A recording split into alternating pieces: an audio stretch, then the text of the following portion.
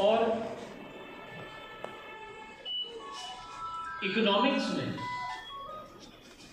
Industrialisation हो, free market हो, modern manufacturing हो, इन सभी अलग अलग चीजों में सरदार पटेल जी के बहुत अभिनव और मॉडर्न सोच थे। हम बहुत गर्व से कह सकते हैं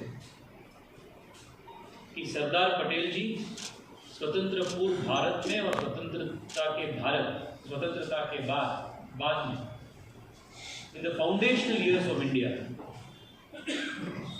नए भारत के नींव डालने में प्रमुख पात्र उन्होंने देश के सेवा में किए। Sardar Patel is remembered today for his contribution to unity, integrity and administrative ability of India. आज के पीढ़ी के युवाओं को देश की एकता के बारे में, सदृढ़ता के बारे में, समग्रता के बारे में और आत्मनिर्भर भारत के और विकसित भारत के संकल्प को आज के पीढ़ी के युवाओं को जागरूक करने के लिए, उस सपने के साथ उनको जोड़ने के लिए माननीय प्रधानमंत्री जी के नेतृत्व में भारत सरकार द्वारा ministry of youth affairs and sports, इस मंत्रालय के द्वारा देश भर में युवाओं को केंद्रित रखकर 26 नवंबर संविधान दिवस से शुरू होकर 6 दिसंबर तक 10 दिन की भव्य पद यात्रा गुजरात में संपन्न हो रहा है। इस 10 दिन के पद यात्रा के नेतृत्व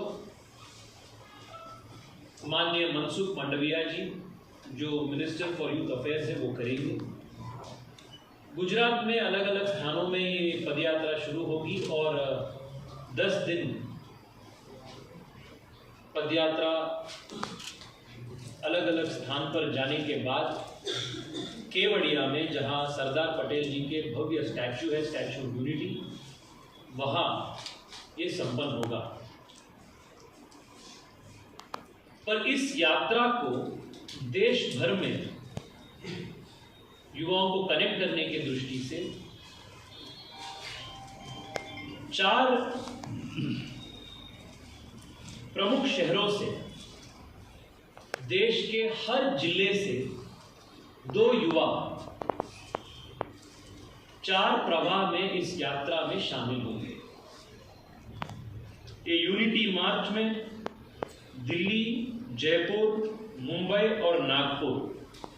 इन 4 शहरों से अगल बगल के प्रदेशों के युवा, हर जिले से 2 या 3 युवा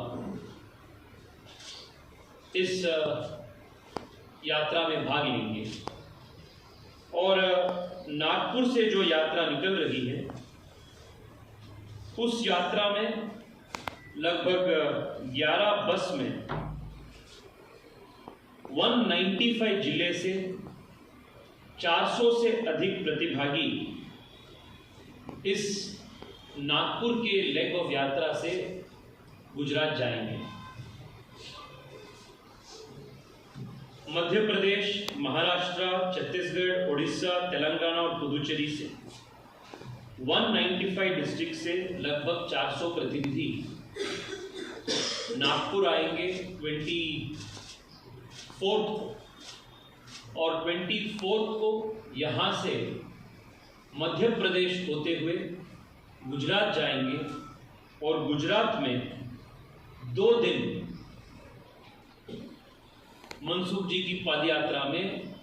ये 400 युवा भाग लेंगे और स्टैच्यू ऑफ यूनिटी में राष्ट्र निर्माण का पथ लेकर अपने अपने जिलों के लिए वो वापस जाएंगे।